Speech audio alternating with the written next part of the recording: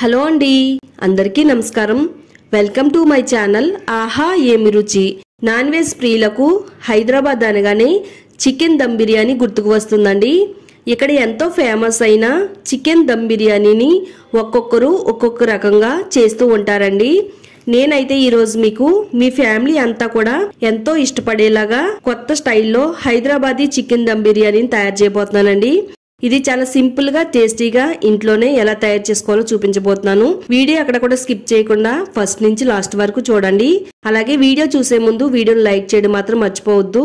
తప్పకుండా లైక్ చేయండి. అలాగే ఛానల్ ని సబ్స్క్రైబ్ చేసుకోండి.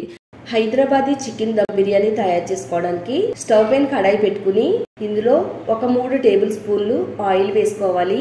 ఆయిల్ బాగా వేడైన తర్వాత ఇప్పుడు మీడియం సైజ్ లో ఉండే ఒక 3 ఉల్లిపాయలు తీసుకుని సన్నగా పొడవుగా కట్ చేసుకుని ఈ ముక్కల్ని ఆయిల్లో వేసుకుని లో టు మీడియం ఫ్లేమ్ లో ఈ ఉల్లిపాయ ముక్కలన్నిటిని కూడా వేయించుకోవాలండి.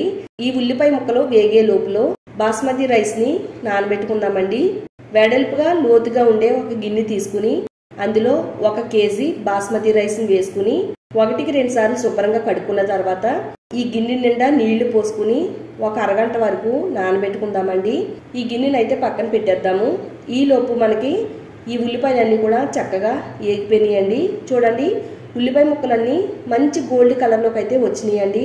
ఇదే విధంగా ఉల్లిపాయ ముక్కల కలర్ అనేది రావాలండి. వెడల్పుగా మందంగా ఉండే ఒక గిన్నె తీసుకుని అందులో 1 కేజీ చికెన్ వేసానండి. నేనైతే చికెన్ ని మీడియం సైజ్ లో ఉండే ముక్కల కింద కట్ చేసి పెట్టుకున్నానండి. అలాగే ఒక 2 లెగ్ పీసులు కూడా వేయించాను.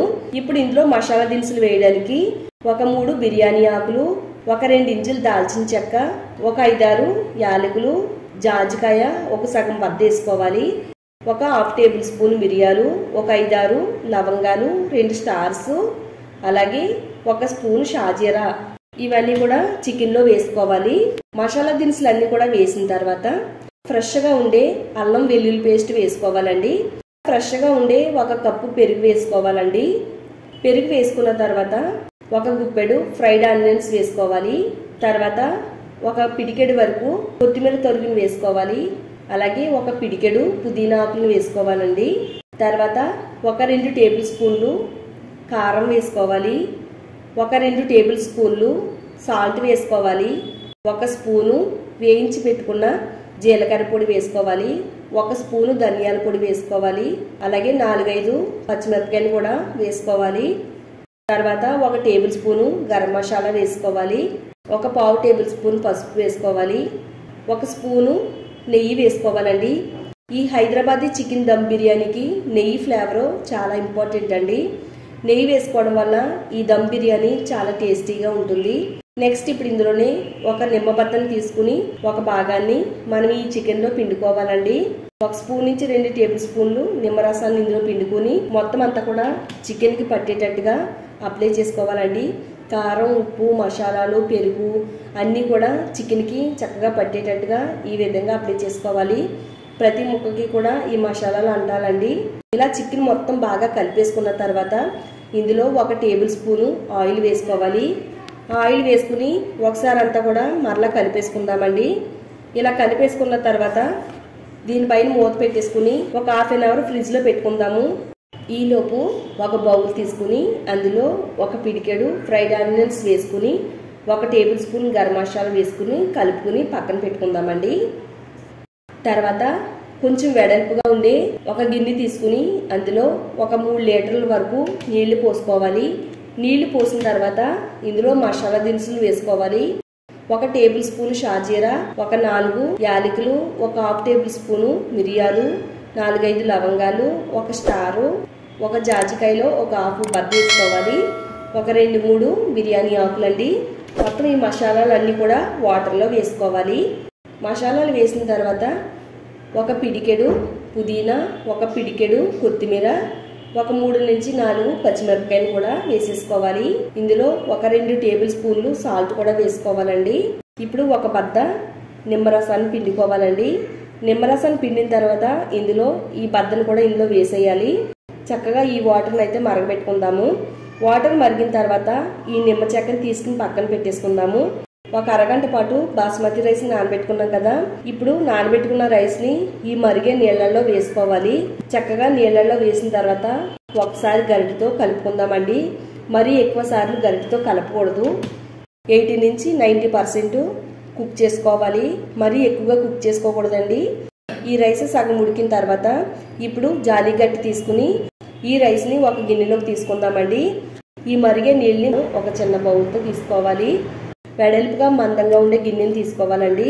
మనం ఆల్రెడీ ఒక అరగంట పాటు నానబెట్టుకున్న చికెన్ని తీసుకుని ఈ గిన్నెలో వేసుకోవాలి. ఈ గిన్నె అడుగు భాగాన్ని మొత్తం చికెన్ని బాగా సర్దేసుకోవాలండి. ఈ విధంగా నేను చూపించినట్టుగా ఇలా సర్దిన తర్వాత మనం ఆల్రెడీ ఫ్రైడ్ ఆనియన్స్లో 1 టేబుల్ స్పూన్ గరం మసాలా కలిపి పక్కన పెట్టాం కదా. ఇప్పుడు ఆ ఫ్రైడ్ ఆనియన్స్ని ఈ చికెన్ పైన ఈ విధంగా చల్లుకోవాలండి. నెక్స్ట్ ఇప్పుడు రైస్ని ఉడకపెట్టేటప్పుడు నీళ్లు తీసాం కదండి. ఇప్పుడు ఆ ఎసరు నీళ్ళని ఈ చికెన్లో వేయాలి. చికెన్లో వేసి ఒకసారి గరిటెతో అంతా కూడా బాగా కలిపేసుకుందాము. మొత్తం అడుగు భాగానికి ఈ వాటర్ వెళ్ళేటట్టుగా కలిపేసుకుందామండి. ఉడకబెట్టుకున్న రైస్ని ఈ చికెన్ పైన సరి సమానంగా వేసేసుకోవాలి. సమానంగా సర్దేసుకున్న తర్వాత ఇప్పుడు ఒక పావు కప్పు వరకు కాచిన పాలను తీసుకోవాలి. ఈ కాచిన పాలలో ఎల్లో కలర్లో ఉండే ఫుడ్ కలర్ని ఒక చిటికెడు వేసుకుని బాగా కలిపేసుకుని ఇప్పుడు ఈ రైస్ పైన జల్లుకోవాలండి. చక్కగా మనకి మంచి కలర్ అనేది వస్తుందండి. మీకు ఫుడ్ కలర్ వేసుకోవడం ఇష్టం లేకపోతే కుంకుమ పువ్వుని పాలల్లో కలుపుకుని ఆ విధంగా కూడా వేసుకోవచ్చండి. నెక్స్ట్ కొన్ని ఫ్రైడ్ ఆనియన్స్ని దీనిపైన చల్లుకోవాలండి. కొద్దిగా కొత్తిమీర, కొద్దిగా పుదీనా దీనిపైన చల్లుకుందామండి.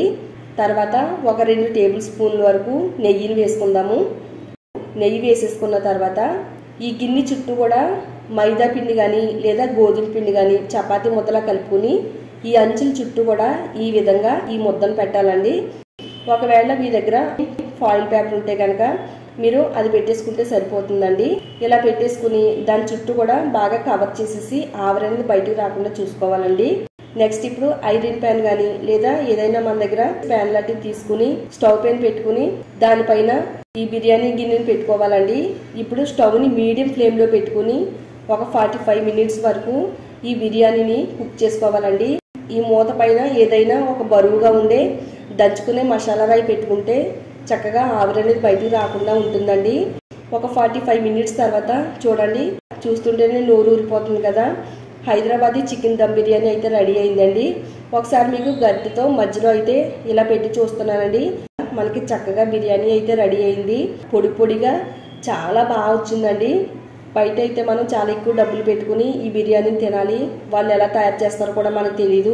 అందుకని ఇలా వారంలో ఒకసారైనా హైదరాబాదీ చికెన్ దమ్ బిర్యానీ తయారు చేసుకుంటే ఇంట్లో వాళ్ళందరూ కూడా చాలా ఇష్టంగా తింటారండి.